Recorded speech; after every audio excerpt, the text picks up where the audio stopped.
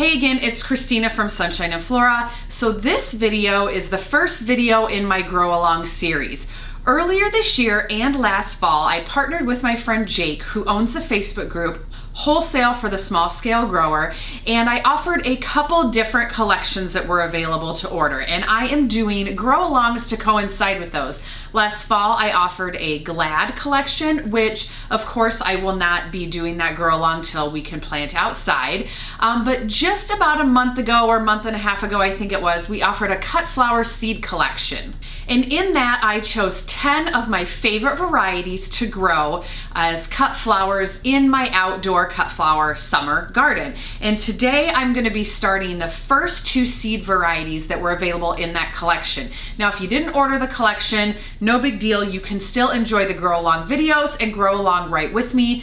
In these videos I will be of course telling you how to start these seeds. I'll be giving you updates on the seedlings, and then eventually I'll be sharing with you how I plant them outside, where I plant them, how I space them, if I support these certain varieties. I'll just kind of do an update along the whole growing way. So today I'm going to start my first 2 varieties, and those are the Potomac Royal Snapdragon.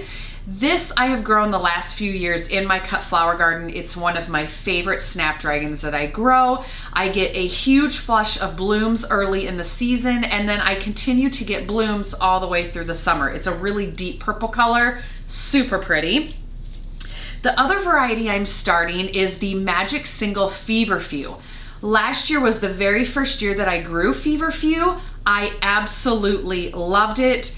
I don't think I could ever have enough Feverfew in my garden. It is the perfect filler flower. At the beginning of the season, I got really tall stem lengths, and then I cut them way back, and then I got shorter stems throughout the season. This year, I'm doing multiple successions of planting. That way I can have those long stems for different weeks throughout the growing season. Now I should mention also that all of the varieties that I'm growing for the Grow Along, I will be planting out in my regular outdoor cut flower garden. I'm also putting up a hoop house this spring, but for the Grow Along, I'm not going to be planting any of these in the hoop house because I know a lot of you don't have a hoop house of your own. So these will be going outside at the normal time I would plant everything outside. I should also mention I am in Northwest Iowa in Zone 5A. My average last frost date is maybe the second week of May or so. So if you're doing the Grow Along and you have a different zone or last frost date, you'll need to taper when you start your seeds, of course. So the tray that I'm starting these in is a 72 cell tray. I have already pre-moistened my seed starting mix. I do that by putting it in a bucket, moistening it with water. I like it where you can squeeze it and it kind of holds its shape, but no water drips out. And I've shown how I do this in other videos. I thought for time saving, I wouldn't bore you guys with that today. So I already have my seed tray full of the pre-moistened seed starting mix. I also went ahead and marked the different cells I'm going to be starting, and all of the products that I use that I can get off of Amazon, I have a link down below to my Amazon store so you guys can easily order these supplies if it's something that you think you would need for your garden. I always like to share what I use because people always ask. So I just use these simple garden tags, and to mark them I always use a garden marker. It's kind of like a Sharpie, but it won't fade like a Sharpie will if you get these wet or have these outside in the sun. So I'm going to be doing 4 rows of the Potomac Royal Snapdragon, and there are 50 seeds in each one of these packets. So I will put 2 per cell here, and the Magic Single Feverfew, I'm just going to do 1 per cell. I'm hoping to get as many Feverfew as possible. I already have a ton of Snapdragons started, and I'll do 2 per cell. And also, Snapdragon seeds are very small, so if you are growing Snapdragon seeds that are not from the Grow Along, they may not be pelleted. The Snapdragon seeds with the Grow Along came pelleted, which is so awesome because Snapdragon seeds are pretty much like dust. So anyway, let's get these seeds started. I'm gonna do the Snapdragons first. Now, both of these seeds, both the Snapdragons and the Feverfew, need light to germinate, which means you just place the seed right on top of the soil. So when I have seeds that I'm starting like that, I like to just go through with my finger and kind of smooth out each cell so there's no big dips in it or anything. That makes it easier for me to drop the seed right on top of the cell. And I will zoom in the camera in a little bit so you guys can see this a little more close up. I'm gonna make sure to get all the seeds out of there. But basically, and because these are pelleted, this is gonna go really fast. I'm just gonna put 2 seeds in each cell. I'm gonna drop them right on top of the soil. And because they're pelleted, you also will be able to see them land on top of the soil. Snapdragon seeds, if they are not pelleted, you're not even gonna be able to see where they drop. That's what's really nice about pelleted seeds too. Pelleted seeds either come white or yellow. These Snapdragons are yellow and the Feverfew are white. So I'm gonna go ahead and get all these Snapdragons in their cells, and then I'll zoom in for a closer look when I start the Feverfew.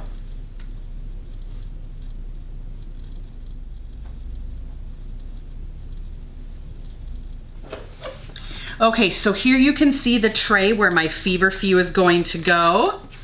Here is what the pelleted seed looks like. So it's little white balls, and they are gonna be really easy to just drop in these cells. So basically, I'm gonna drop 1 seed per cell.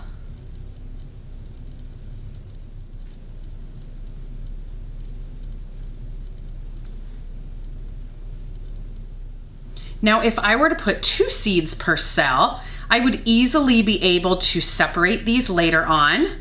And it looks like I might have some extra seeds, so I might actually just start putting 2 seeds per cell. It looks like there's definitely more than 50 in here. I might as well just go ahead and sow them all, and then that way I can separate them later. Okay, there it is. Okay, so now that I have all the seeds in their cells, the next thing I need to do is just gently mist them in. This will settle them in the soil, and it will also start to break down that pelleted coating. This mister I also have linked in my Amazon link. Total game changer. I used to use just a regular spray bottle. It would take forever, your hand gets sore. This is so easy. I ended up buying 2 of these so that I have one here where I do most of my growing, and then one at home where we start more seeds. So I'm just going over each cell, misting them in. As I spray them, I can actually see the pelleted coatings start to break down, which is a good thing. Then to make sure they stay nice and moist, you need to cover your tray with a humidity dome. This humidity dome actually has vents in the top, but I'm going to be keeping those closed. So now that this is all done, it's time to put it on my grow shelf. So here's a look at one of my grow shelves. This is the smallest of the 4 grow shelves that I have, and I actually have a new shelf ordered to replace this.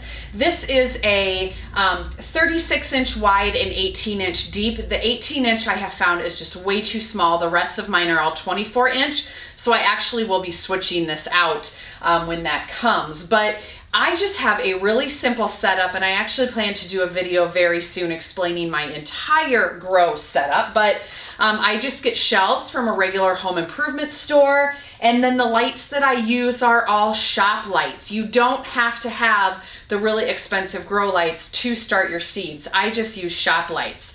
And then these also, in addition to going under the lights, will be going on a heat mat. And you can get these at any garden center. You can order them online. A company that I like to order from is Greenhouse Megastore, but of course you can also get them on Amazon really easy.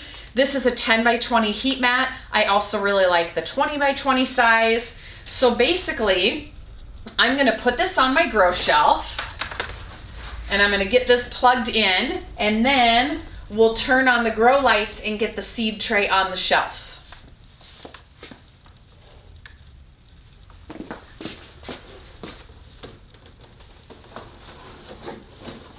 Okay, so here's the tray. I'm sure the lighting isn't great now that I have this on behind me, but I'm sure that you can see the seed tray really well. Basically, I'm going to keep this on the heat mat until I see that almost the whole tray is germinated. At that point, I'm going to take the heat mat off, but these will remain under the grow lights, and I probably at that point will also take the humidity dome off. The humidity dome is basically keeping each cell really moist while the seeds are germinating. If your cells dry out while the seeds are germinating, they're not going to germinate. They have to stay moist. So that's what the humidity dome is for. So usually when I take them off the heat mat, I take the humidity dome off. Then at that point, these are gonna stay under my grow lights until they're ready to get planted outside. And to water them, I'll be bottom watering them. That's why they're in a tray. And you wanna make sure that your trays do not have holes in them so that you can just pour the water in and the plants and the roots will soak the water up from the bottom. That helps strengthen their roots. So it's all pretty simple. So that's going to do it for this first grow along video. Make sure to stay tuned for the next one when I start the next round of seeds. And then I'll also be giving updates on how the Snapdragons and Feverfew are growing also. So I hope you're having a great day. We'll see you in the next video.